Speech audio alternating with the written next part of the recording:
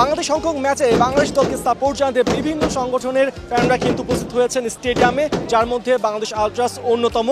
এই সংগঠনের অনেক সদস্যরা কিন্তু আজকে দল বেঁধে মাঠে এসেছেন খেলা উপভোগ করতে।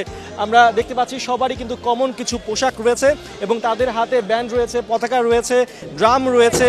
নানাভাবে নানা উৎসব মুখর পরিবেশে তারা আজকে খেলাটি উপভোগ করতে চায়।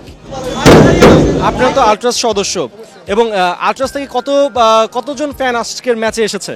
আজকে তো প্রায় 500 থেকে 1000। আপনারা তো আগের ম্যাচে টিকিট নিয়ে কিছুটা হতাশ ছিলেন, এইবার টিকিট কিভাবে ম্যানেজ হলো? যদি অনেকটা ঝামেলা হয়, তারপর ওই ঝামেলার পর থেকে তারা মনে করছে যে আলট্রাস যে তারা যে সুন্দর জিনিসটা চায়, এবার তাদের মতো করে যদি আমরা সুন্দরভাবে তাদের কথাগুলো আমরা শুনে বুঝতে পারি, তারা সুন্দর জিনিসটা চাওয়ার জন্য তারা আমাদেরকে অনেক আগে আগে টিকিট দিয়ে দিচ্ছে আর কি।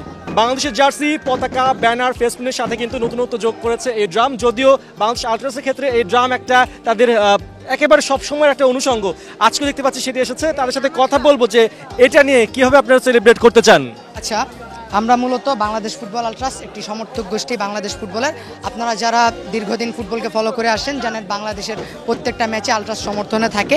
তো এই ড্রামটা কিন্তু আমাদের মূল সরঞ্জাম হিসেবে ব্যবহৃত হয়। প্রত্যেকটা ম্যাচ ইভেন্টে আমাদের ড্রাম মূলত ব্যবহারের একটা অন্যতম যন্ত্র। তো এই ড্রামগুলো আমরা মূলত আমাদের স্লোগানের সাথে যে তালটা ম্যাচ করার জন্য এই জন্য ইউজ করে থাকি। আর মূলত আমরা ম্যাচের এনভায়রনমেন্টটা আরও ক্রেজি করার জন্য এই ড্রামগুলো ইউজ করে থাকি। কারণ আমরা জানি বাংলাদেশের প্রেক্ষাপটে আর ফিফার কিছু নিষেধাজ্ঞার কারণে অনেক কিছুই আমাদের নিষেধাজ্ঞার আওতায় পড়ে, যেমন প্লেয়ার, যেমন আমরা যেটা ইউজ করি এটা কিন্তু আসলে কোনো ফ্লেমেবল কিছু না, কিন্তু ফিফা কিন্তু তাও ওটা আমাদের উপর নিষেধাজ্ঞা দিয়েছে।